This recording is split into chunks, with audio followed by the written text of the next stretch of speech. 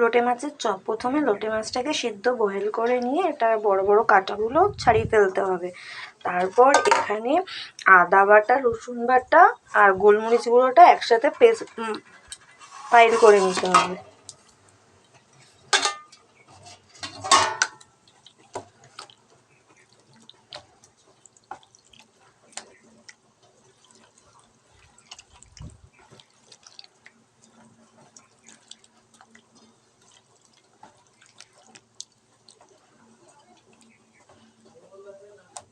যাতে এই কাঁটাগুলো ওর মধ্যে না থাকে, ফেলে দিতে হবে।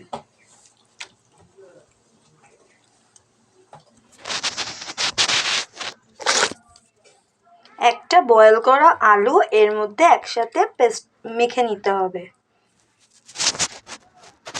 সামান্য একটু নুন দিতে হবে আর এর মধ্যে একটু অ্যারারুট বা যাই হোক খাবার সোডা ফোডা দিয়ে দিতে হবে। সামান্য একটু লঙ্কার গুঁড়ো দিতে হবে যাতে ঝালটা হওয়ার জন্য।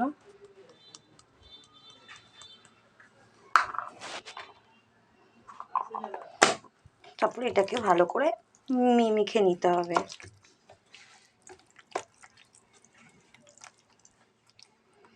যাতে আলুর একটা দানাও না গোটা গোটা থাকে এমনভাবে মাখতে হবে।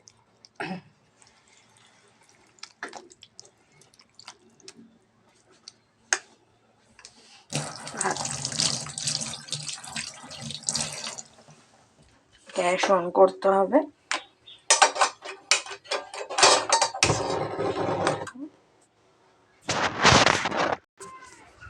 কড়া গরম হয়ে গেলে সামান্য একটু তেল দিতে হবে কড়ায়।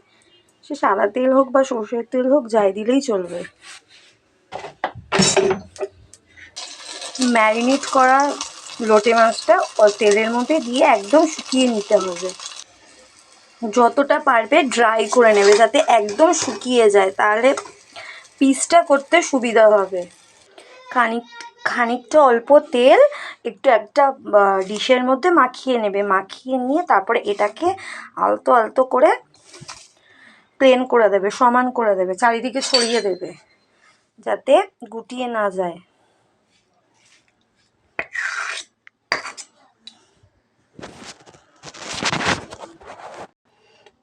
একটা বাটিতে ডিম ফাটিয়ে নেব, তার মধ্যে একটু সামান্য নুন দিয়ে ওটাকে ফাটিয়ে নেব। এবার এগুলোকে যে যেরকম পারো চপের আকারে করে নেবে বা যে যেরকম শেপ দাও শেপ করে নেবে। করে এটাকে আলতো করে ডিমের মধ্যে চোবাবে। ডিমের মধ্যে চুবিয়ে বিস্কুটের গুঁড়োর মধ্যে দিয়ে দেবে। এবার এর মধ্যে দিয়ে এটাকে মাখিয়ে নিয়ে আমি কয়েকটা বানিয়ে রেখে দিয়েছি। তেলটা এবার একটু গরম হবে, তারপর একটা একটা করে ভাজবো। এবার একটা একটা করে তেলের মধ্যে ছেড়ে দেবো। তেলটাকে অল্প আছে গরম ভাজতে হবে, বড়াটাকে অল্প আছে ভাজতে হবে। এবার এক পিঠ করে উল্টে উল্টে দেখবো যে এক সাইডটা ভাজা হয়েছে কিনা।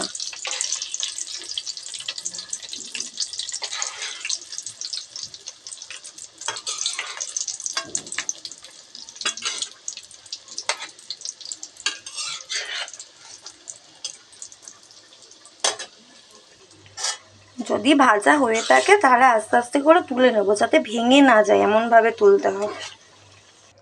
এইভাবে প্লেটে একটার পর একটা সাজিয়ে নিতে হবে।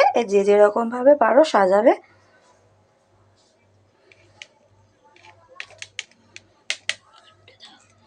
কেমন হলো জানিও লোটে মাছের বড়া। পারলে আপনারাও ট্রাই করবেন, আর আপনারা আসলে আপনাদেরকেও করে খাওয়াবো। Tata, by.